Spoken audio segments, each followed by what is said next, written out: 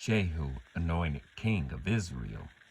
The prophet Elisha summoned a man from the company of the prophets and said to him, "Tuck your cloak into your belt, take this flask of olive oil with you, and go to Ramoth Gilead. When you get there, look for Jehu, son of Jehoshaphat, the son of Nimshi. Go to him, get him away from his companions, and take him into an inner room. Then take the flask and pour the oil on his head, and declare, 'This is what the Lord says. I anoint you king over Israel.'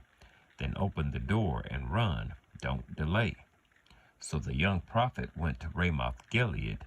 And when he arrived, he found the army officers sitting together. "I have a message for you, commander," he said. "For which of us?" asked Jehu. "For you, commander," he replied. Jehu got up and went into the house. Then the prophet poured the oil on Jehu's head and declared, "This is what the Lord, the God of Israel, says. I anoint you king over the Lord's people, Israel. You are to destroy the house of Ahab, your master, and I will avenge the blood of my servants, the prophets, and the blood of all the Lord's servants shed by Jezebel. The whole house of Ahab will perish. I will cut off from Ahab every last male in Israel, slave or free. I will make the house of Ahab like the house of Jeroboam, son of Nebat, and like the house of Baasha, son of Ahijah. As for Jezebel, dogs will devour her on the plot of ground at Jezreel, and no one will bury her." Then he opened the door and ran. When Jehu went out to his fellow officers, one of them asked him, "Is everything all right? Why did this maniac come to you?" "You know the man and the sort of things he says," Jehu replied. "That's not true," they said. "Tell us." Jehu said, "Here is what he told me. This is what the Lord says. I will anoint you king over Israel." They quickly took their cloaks and spread them under him on the bare steps. Then they blew the trumpet and shouted, "Jehu is king." Jehu kills Joram and Ahaziah. So Jehu, son of Jehoshaphat, the son of Nimshi, conspired against Joram. Now Joram and all Israel had been defending Ramoth Gilead against Hazael, king of Aram. But King Joram had returned to Jezreel to recover from the wounds the Arameans had inflicted on him in the battle with Hazael, king of Aram. Jehu said, "If you desire to make me king, don't let anyone slip out of the city to go and tell the news to Jezreel." Then he got into his chariot and rode to Jezreel because Joram was resting there, and Ahaziah, king of Judah, had gone down to see him. When the lookout standing on the tower in Jezreel saw Jehu's troops approaching, he called out, "I see some troops coming." "Get a horseman," Joram ordered. "Send him to meet them and ask, 'Do you come in peace?'" The horseman rode off to meet Jehu and said, "This is what the king says. Do you come in peace?" "What do you have to do with peace?" Jehu replied. "Fall in behind me." The lookout reported, "The messenger has reached them, but he isn't coming back."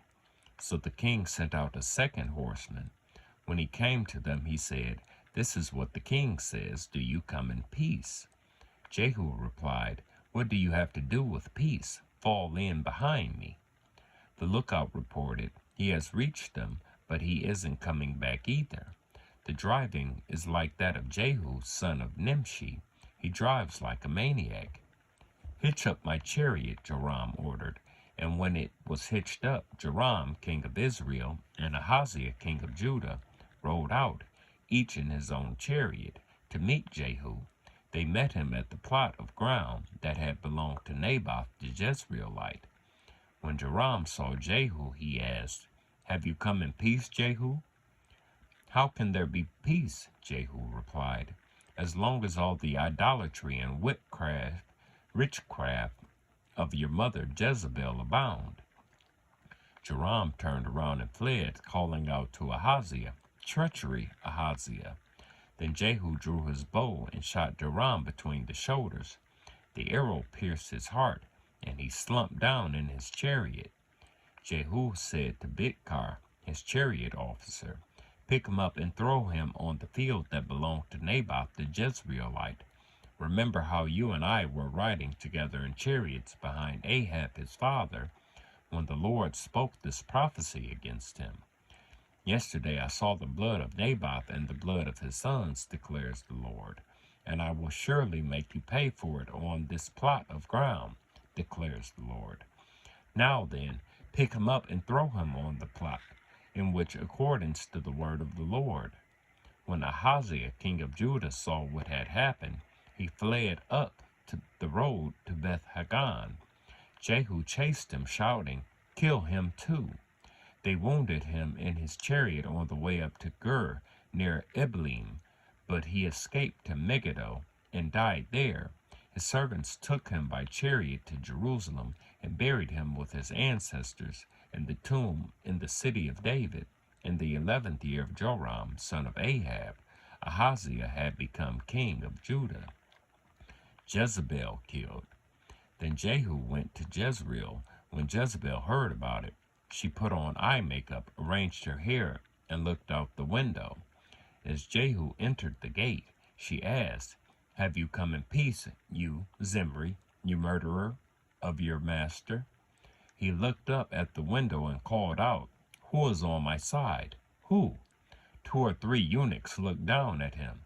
"Throw her down," Jehu said. So they threw her down, and some of her blood splattered the wall and the horses as they trampled her underfoot. Jehu went in and ate and drank. "Take care of that cursed woman," he said, "and bury her, for she was a king's daughter." But when they went out to bury her, they found nothing except her skull, her feet, and her hands. They went back and told Jehu, who said, "This is the word of the Lord that he spoke through his servant Elijah the Tishbite.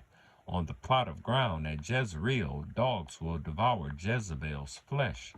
Jezebel's body will be like dung on the ground in the plot at Jezreel, so that no one will be able to say, 'This is Jezebel.'"